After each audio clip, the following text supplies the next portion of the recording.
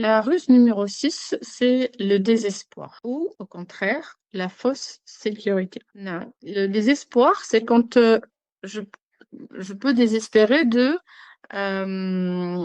moi-même des fois ou de quelqu'un. Voir quelqu'un se comporter mal tout le temps. J'essaie comment dire, de le conseiller, j'essaie de l'aider, j'essaie. Et puis, je vois que ça fonctionne pas. Et du coup, je le désespère. Je me dis, de toute façon, lui, il va jamais se repentir, il va jamais se réformer. C'est une affaire perdue. Ou de moi-même, de mon propre comportement. Des fois, j'essaie de me réformer ou d'arriver à quelque chose. Et attention, c'est pas que uniquement quelque chose qui est d'ordre spirituel ou d'ordre de la pratique religieuse. Ça peut être aussi un comportement quelconque. D'accord? Euh, et, euh, et si j'arrive pas, eh bien, je désespère. Je dis de toute façon, je suis comme ça, je n'en changerai jamais. Voilà, cette personne, elle est comme ça, elle changera.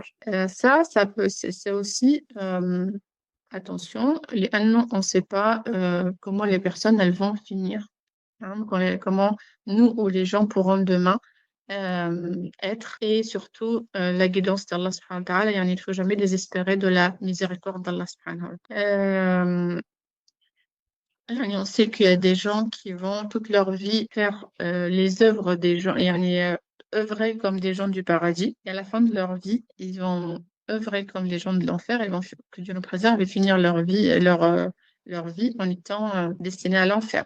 D'autres personnes, au contraire, toute leur vie vont œuvrer comme des gens qui sont destinés à l'enfer. Et à la fin de leur vie, ils vont faire, ils sont transformés et œuvrer comme des gens destinés au paradis et seront au paradis. Donc ça, c'est une affaire de cœur, encore une fois. Et puis surtout, Allah subhanahu wa ta'ala, c'est lui qui détient les cœurs des gens. Nous, on est là pour rappeler.